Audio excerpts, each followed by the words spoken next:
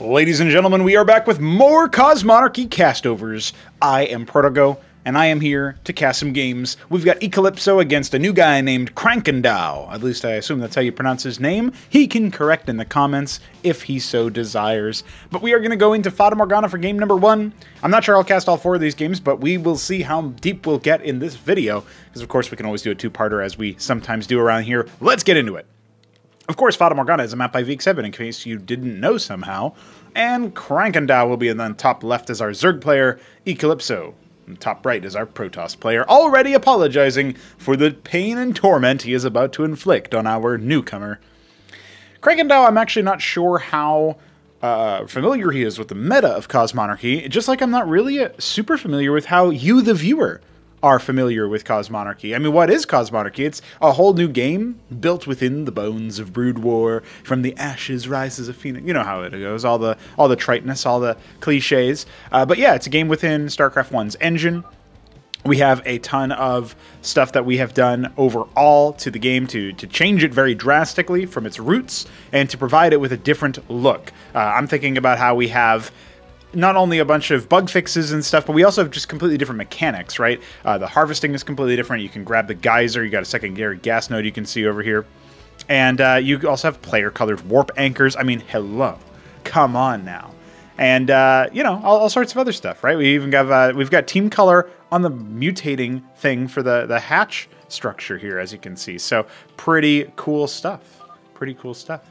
And, yeah, we also have rolled upgrades into the base units and done a bunch of other work, like removed supply limit, supply block, right? All that stuff. And so, yeah, interesting stuff, interesting stuff. We even get a little bit of background on our players here while I'm talking about Cosmonarchy. Got Mexico represent and Lithuania represent. Those are 2 countries that if these 2 players were to qualify to the next premier 1v1 tournament, that there would be 2 new country flags thrown together for none other than our viewing pleasure here in the hype videos that I make for those kinds of tournaments.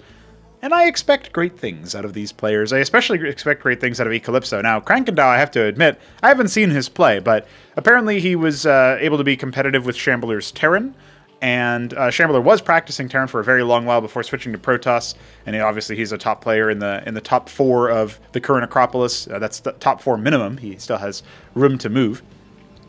And from there, yeah, ECalipso has obviously been taking names. He's been storming onto the gates, competing with and sometimes defeating Nebulheim, if I'm not mistaken. Certainly competing with him, if not defeating him.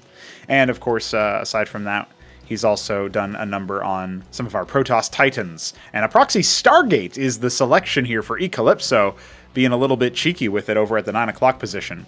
It's a Zeth Flood, 4 pairs of Zeths, 8 Zeths total. This is not ASL, I assure you. Zeths, unlike Zerglings, are not quite ubiquitous, and this isn't ZVZ anyway, but if it were, you'd see some pretty cool stuff. Spoilers, by the way.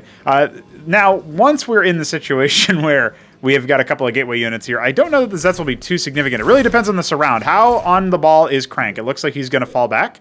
And now with the Scribes pulled by ECalipso, I think he'll be able to hold out just fine. Best you can hope for here is some eco damage, which indeed Crank is able to secure. He even gets out with 3 Zeths, which is maybe more than I thought would evacuate in that situation. And behind it, immediately into Hydrith Den. So obviously, PvZ in Cosmonarchy is very different than PvZ in StarCraft 1. He should type just scouting. And the fact that we get the Hydrith Den follow-up, this doesn't mean that it's like a bust or a cheese or something, right? He's only on 1 base after all. How is he doing this stuff? Well, he's gunning it for the Hydrith Den. And as he's saying here, he doesn't necessarily know what to do yet, but he has played a little bit against Protoss. He's played against Shambler's Protoss, as far as I understand. So ECalipso, who's also a pretty hearty competitor, should be capable of doing a thing or 2. Now, the Hydras are going to come in. And, you know, good saturation from Crank. He actually has more workers than his opponent. I mean, part of that is due to losing 2 workers down here at the ramp. But still, you know, able to... That actually was the difference for a brief period of time. And, you know, because he has a second hatch, he was able to produce a little bit of extra workers before churning out the Hydras. And like he says, he's new. He doesn't necessarily know what he's doing. So he's bringing a flavor of StarCraft 1 to it, right? He's only using basic units against, you know, some very different looking units over here. And the Gladius, when the second Gladius goes, I wonder if ECalipso will just pull the trigger immediately. Because this Hydra count can deal with it, but it's a little bit risky. You need to be pretty adept with the micro. Another hatch. Okay, instantly harvesting Vespene here as well. This is interesting from Crank. I guess he'll probably go for some more Hydras as he is right now, but I wouldn't be surprised if we see, you know, a couple of extra mineral miners come out here, since he's going to be a little bit lackluster there. Now, one thing I am noticing is that neither player is particularly scouting right now. There's a second gateway being dropped for ECalipso. He's throwing out his Legionnaire. That's probably going to just see, you know, litmus test here. What exactly awaits his 2 Gladiuses? His 3rd one is almost complete. He's got a 4th one in the queue. And, yeah. We'll see what ends up happening. Now, Crank, he said he wasn't an aggro boy, but he has certainly taken the bait. The 1 Legionnaire pulling away all of the forces. Is this the go button for good old ECalipso? Because he cannot hold against this. So he needs to choose to either attack or to defend. And it looks like he will do the attacking here, flying directly over the natural. And that is going to signal to Crank that he needs to fight this. But he's only got the 3 Hydras. So as this starts to ball up over here, maybe he can pick one. Yeah, it looks like he can pick one. Now, back on this route, this overhang is been decommissioned. We've got Hydras picking apart the Drakodons on the front line, but look, all these ones are not enjoying the fight. That is going to be a complete disaster for Crank. He's lost a ton of workers. He's only got a couple of Hydras. He's got 2 more in production, but he does surge forward. We do have a Warden that might be able to finish in time. I'm not so sure. Crank, he's not micromanaging on multiple fronts. He's desperately trying to get some anti-air defenses up at the natural, moving his workers all around. He doesn't realize he can just burrow them. And, of course, the bounces can't hit what they can't see. The pylon going down is going to be huge, though. This is a base race for game number 1. Crank trying to do his best, but, you know, not realizing it doesn't click for him that he has the burrow. He can just avoid all of this pain immediately. I still think he's won it, because this amount of Hydras can also beat this amount of Gladiuses. So he should be just fine. The Spraith is going to finish and get a little bit of extra HP damage dealt to these Gladiuses. That could be all that is necessary for the early round. And remember, I mean, he doesn't have any money. He does have the 1 worker left. Again, he hasn't realized that he can just burrow. Now, the Scribes have all moved away. There is enough money for ECalipso to rebuild. Is he going to... I mean, he must have drilled down over here. I guess we can check, right? Yeah, he's drilled down to the 9 o'clock position. So the gateways are going to go down. Now the last worker, burrow! It's too late. Projectiles would have hit it anyway because it was already tasked on. So Crank can no longer do anything. He's got all this larva, and he's not able to do anything with it. Now the Hydras have to find the proxy. They did not escort and find the Scribes, right? He has no idea where the Scribes are. And in Cosmonarchy, unlike Starcraft 1, the elimination rules are factories, not structures. So this Stargate needs to die, and the Nexus that's being built here as well, down at that, what would you call it, 7 o'clock position probably. So, yeah, wasting all of his DPS on the tech nodes is actually a bit of a boon that ECalipso doesn't realize. And he's going to go for, you can see the fanning out of the Hydras. The problem is he's going to spot the Stargate, and that's going to trigger the Gladiuses to return home. And there's 5 of them now, and that can win this fight. So I feel like maybe Crank's ability to win this engagement might be coming to an end. I mean, he can at the very least depower that. The land effects aren't going to be too useful. Okay, he's going to start to attack it. Now, this does need to be defended, but... Okay, he might get the pylon. Yeah, he should be able to get the pylon. The problem is you can see the defensive matrix, or disruption web, excuse me. Oh, no. He doesn't know how it works. He's not focusing it down. Man, this is rough. He did focus fire one of the Gladiuses. There's another one going down. There's only a couple of more Hydras left, though, and that's going to be GG, man. Wow, what an exciting game. Crank almost being able to make it happen, but being abused by the knowledge checks, not knowing how certain behaviors work, not knowing how certain units work. ECalipso makes it happen. Hey, let's go to game number 2. We're headed to Axiom, a map by Biddy B for map numero dos in this series. I'm sure my Spanish sounded great, and ECalipso will post a comment saying so. We've got Krankendau in the top right, ECalipso's Protoss in the bottom left. Now, you're expected to lose against ECalipso if you just started and you don't really know what the units do. But Crank made it pretty close, and I think part of that is because ECalipso did like a non-standard build. I'm expecting that the rest of these games might end up looking a little bit more normal. And as a result of that, we might end up seeing more standard play, which doesn't mean that Crank is not going to be able to win. But I would say that he's less favored in that situation. I don't think we'll get as close to it. Like, he might be competitive for a little bit longer. The games themselves might go longer, because as a standard play, you're not going to be flying Gladiuses into your enemy's base. But... you know, I think the last game really showcased a little bit of scouting is quite necessary, as well as, like, game knowledge. You would have to play a number of matches of Cosmonarchy before you realize that, you know, oh, this probably means there's a proxy. And then, yeah, Crank just now realizing he forgot he can burrow. That would have delayed the inevitable. He might have just been able to pull the Hydras back at that point and kill the Gladiuses before they got too heavy. And, you know, maybe he could have also gotten some defenses up, right? Put down some Kagran Cesients, the new name for the creep colony, and drop up the anti-air defense tower. So that could have helped him out. But it didn't end up working out. Now, one of the things you'll notice if you're savvy here is that the shield regeneration is a lot faster in Cosmonarchy. You need to be out of any sort of danger for 2 seconds. And then after 2 seconds of taking damage, you'll go ahead and regenerate your shields at a rate of 10 per second. It makes burst units like the Drakadin, right? Our new Dragoon, you know, has a new model and everything. So, of course, you'd expect it. Yeah, that one gets a pass by comparison. I noticed not many people complain about the Drakadin being renamed because it also has a new model, so it looks completely different, right? Anyway, late scout for Crank. He's going to see what's up on the other side of the map. It's going to be a 2-gate opener. But yeah, Drakadins, which are indeed the choice here for ECalipso, are going to be more than capable of abusing that sort of feature, especially versus Quas units. And I think Crank must know this already, because you saw him go Zeth first, which is going to help be a little bit better overall, comparatively. You know, they're not quite so bad at dealing with Drakadins. And they're pretty good versus Zealots and versus Legionnaires. It's just they really start to struggle when you hit, like, Ecclesiasts, or when you hit large numbers of Zealots, or indeed when you hit like large numbers of Drakadins that kind of body block each other. So the first Drakadin is indeed going to be scouted. I'm not sure that Crank was paying attention when it happened. Remember that vision updates so fast in Cosmonarchy. Once we see the Zeths move around, you'll actually get a glimpse of that. So the Scribe is going to get surrounded by the early Zeths. This is indeed just 3 pairs this time around, not 4, but he's got 3 more that just finished. And so yeah, as these Zeths move across the map, take note of how fast the vision updates, right? So it's much more consistent than StarCraft 1. You do not have that like random effect where sometimes the vision will update, you know, in the next, you know, it's 2 seconds or whatever it is. I can't remember the exact figures, but it feels like sometimes it takes a very long time and sometimes it's a little bit easier. So the cliff advantage here, giving +2 weapon range for these Drakadins when firing down it. That's a unique, that's not unique to the Drakadin. You get that anywhere with any ranged unit. Obviously melee units don't benefit. The Zets are going to see if they can move forward, but with the 3rd Drakadin, I do think that ECalipso is safe. If it was only the 2 Zealots and 2 Drakadins, I would actually be a little bit more feared for him. And you can see the Zealot actually almost took all of his shields out. I think he could have committed to killing the Zealots, and then maybe that helps him out a little bit. But we are going to go into a normal game. Nothing too crazy to write home about just yet. We've got both players taking their expansion. Crank's just finished. Got 100 Vespene. Let's see what he ends up doing with that, because he can go for Zorkaz, Hydrith, or upgrading his pool into a Vornath. We'll see if any of those catches fancy. He could also drop a Kagran, go for a Larvosk, since that requires 125. You can see him immediately dropping a couple Kagrans down here, fearing the counterattack.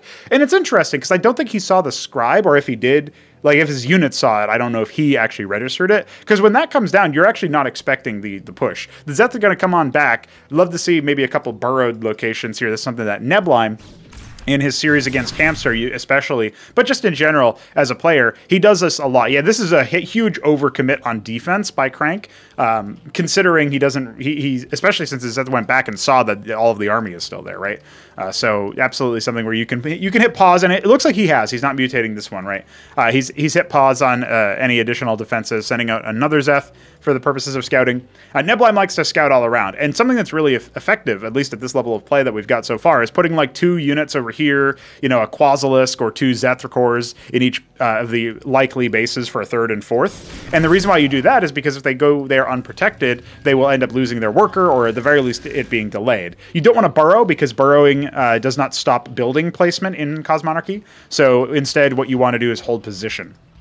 I mean, you can burrow, but it'll just be evicted from its burrow hole, and the structure will go down anyway. So something that is an interesting change there for people to sink their teeth into. I saw a comment recently about people thinking that there was someone who was confused and thought that the moving shot was removed from the game, but it's not. It just requires you to be a little bit more precise. And the reason why, if you maybe we'll take a look at a unit being a worker being turned into a structure to demonstrate it. But units respond to orders and carry out orders a lot faster. There's not nearly as much built-in delay. If I can catch a worker being turned into a structure, it's a really easy explanation for that, because when the worker is ordered to build a structure, by default, they kind of like sit there for a sec, then they carry out the order for landing on the terrain, and that's when their shadow starts to disappear and stuff, right? And I think maybe we're about to see it. And you could see, like, you couldn't really see it because it was so fast. There's usually a 3-stage delay there. The first stage, when the unit unit arrives at the location, second when it starts to land, and then third when it actually turns into the structure. There's a little bit of variance in all of those in StarCraft 1. Cosmonarchy removes all of that and reduces the delay massively. So basically the orders get carried out a lot faster. So it's a lot harder to block those kinds of things since you don't have that little extra grace period. But yeah, as a result of that, that means that the units will basically attack and then stop a lot faster than they used to in something like vultures or wraiths or mutalisks or anything like that for moving shots. So just worth pointing out, because some people maybe just assume that, like, oh, they don't see too many people doing it. I mean, for one, that could be a skill issue thing in our player base. And maybe they've tried it themselves and couldn't make it happen. I highly recommend turning on quick targeting, which is a feature borrowed from MOBAs, where you don't require a confirmation left click there. You just instantly carries out the order with the target being wherever your mouse cursor is positioned at the time. So this witness is going to go ahead and fly over here. The defenses do not detect anymore, which is apparently a fact that the police are very malcontent about. And as a result of the witness spotting things, it's absolutely going to inform ECalipso of what to expect. He's going for a fast fourth gateway, a crucible, a very expensive tech structure that basically increases the production rate of all nearby structures. It also will increase like attack rate of static defense and stuff like that. And Ancestral Archives, which is a high, like basically an endgame tier structure. By the way, funny fact, on pre-release, the Grand Library graphic is now the Ancestral Archives graphic, so it's much bigger. And that just means that Grand Libraries are going to be a little bit more spammable because they're a little bit easier to build comparatively. Anyhow, we'll talk about that a little bit later on. If the Grand Library shows its face in this game, which I doubt it will, the Zealots are getting chewed up by the mass Hydras, and there should still be enough left over here for ECalipso to be punished for his tech push. But remember, he went for an endgame tier tech on only 3 gateways at the time.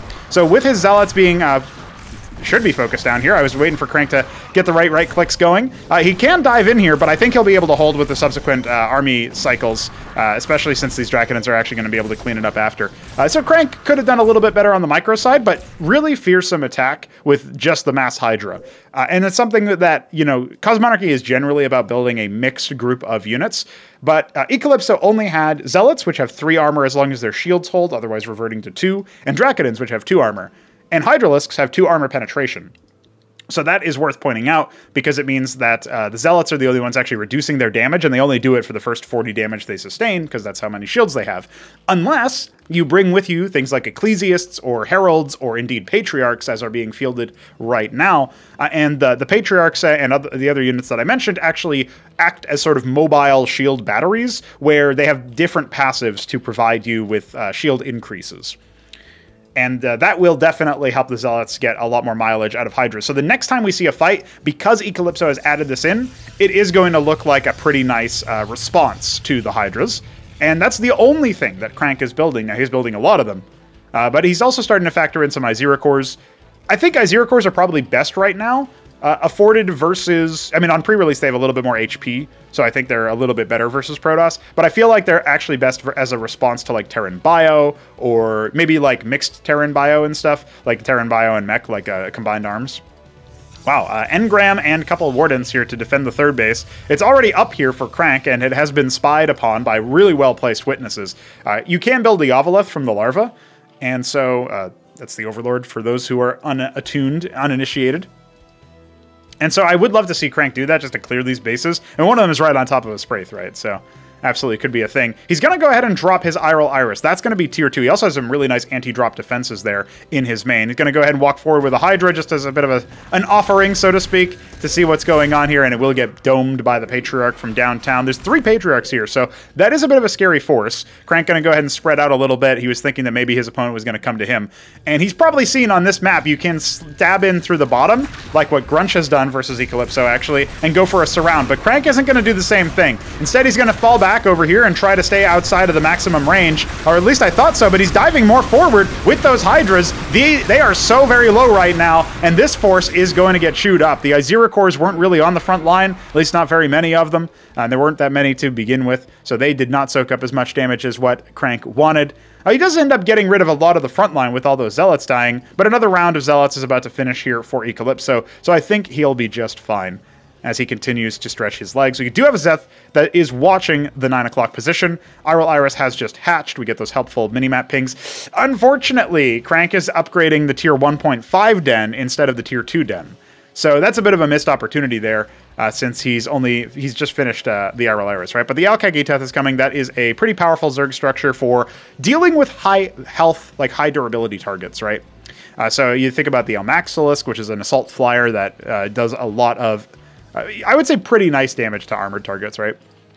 And the other thing that you can also build over there is the Kagralisk if you want. Now, there's a third unit afforded by all of the Tier 2 tech nodes that, in this particular case, would be the Avigralisk. It's more of like a base buster type unit, but I don't know if it has enough HP to deal with this position. I think in this situation, as in many situations, Crank might benefit from mixing in a Matraval Nest here, because then he can use the Vilgoricores to not only create brood spawn when they die by turning into the sort of new, I guess you can call it like it looks like kind of like a rotten egg instead of a regular egg, but it's the Vilgaleth, and it spawns broodlings out of corpses, basically.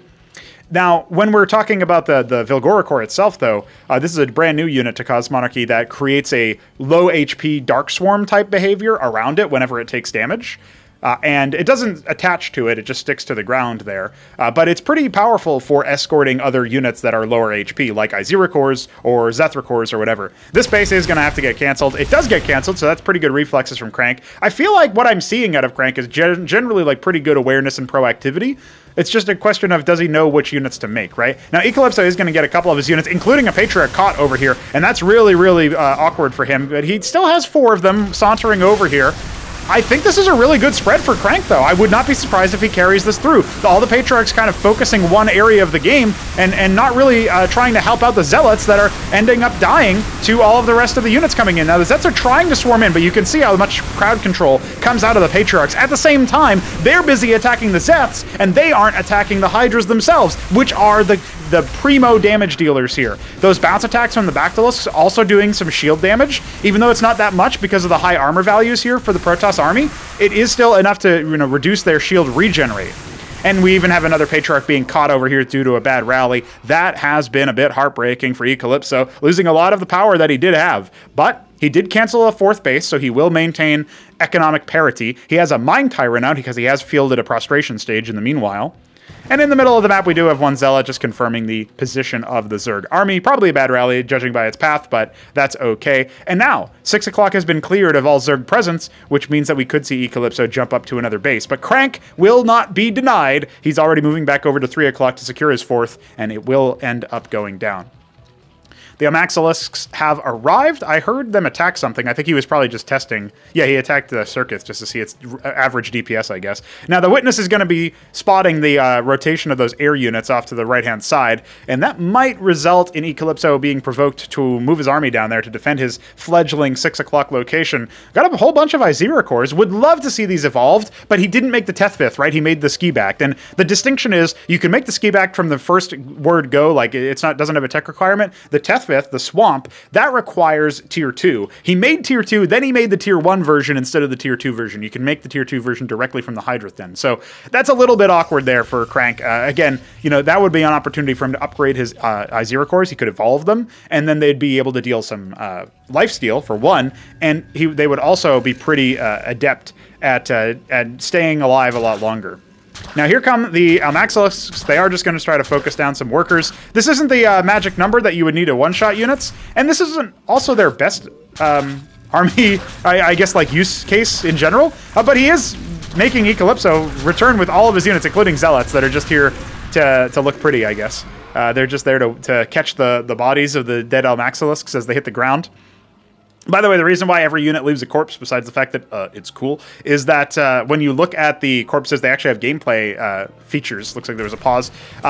And the gameplay features that you'll see out of corpses are things like Terrans can raise the dead, Protoss can consume them for temporary buffs and debuffs, or no, just buffs right now. Debuffs are maybe planned, stay tuned. But buffs are like increased movement speed for 2 seconds and increased attack rate for 2 seconds. There's a pretty big army over here in the middle of the map as Crank is doing his best to set up his 3 o'clock base, but he is not the only one who's setting up a 4th, and ECalipso will start to harvest from over here, transferring a couple of workers. Crank does have the advantage, economically speaking, although he's currently not spending too much of that money that he's making right now, so that is a bit of a concern.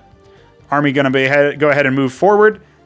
Crank capping his geysers, so that's already something that a lot of Zerg players don't do when they're first starting off, right? And he's got a lot of resources. He's going to go ahead and make more Bactals, but versus this army comp, I'm actually not sure that it's too good. I guess with a critical number of them, you can overcome their low subpar damage. A couple Zealots are going to move up to 12 o'clock to harass that base, and that's at the same time as the big army movement is coming in the middle. This is the clash we're all waiting for, but I don't know how many units are going to need to be splintered off to deal with these Zealots. Shouldn't be too many of them, but is he really willing to risk that, as the Protoss force is encroaching in the middle of the map? The Mind Tyrant on the front line, you gotta watch out for that guy. He's gonna go ahead and cast some mind control onto the units in the back line.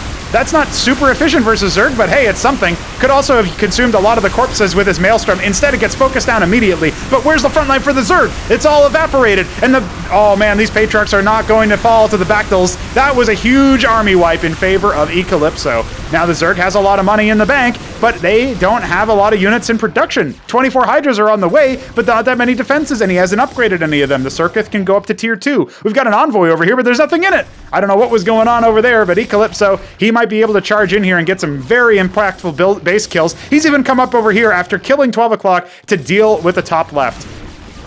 GG's gonna be called, and Crank wasn't able to survive that big engagement.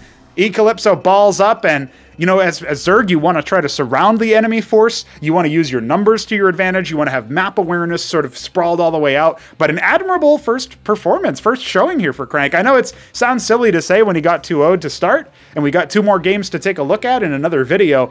But man, I'm liking this guy. I think he's going to be a very nice, very high-class Zerg player if he keeps with it, if he sticks with it. So happy to see a new, fresh face in the club. Of course, you can hop into our Discord server if you want to join and play Cosmonarchy with everybody else over here. Our community's growing very large. We're at that 500 mark as far as users go, and the active ones are only getting higher as well. And of course, aside from that, just stay tuned, because you toss a sub to this channel, you'll get notified of every daily video I upload, and sometimes I even upload more than one a day. Can you believe that? So stay tuned for more Cosmonarchy, and we'll see you there.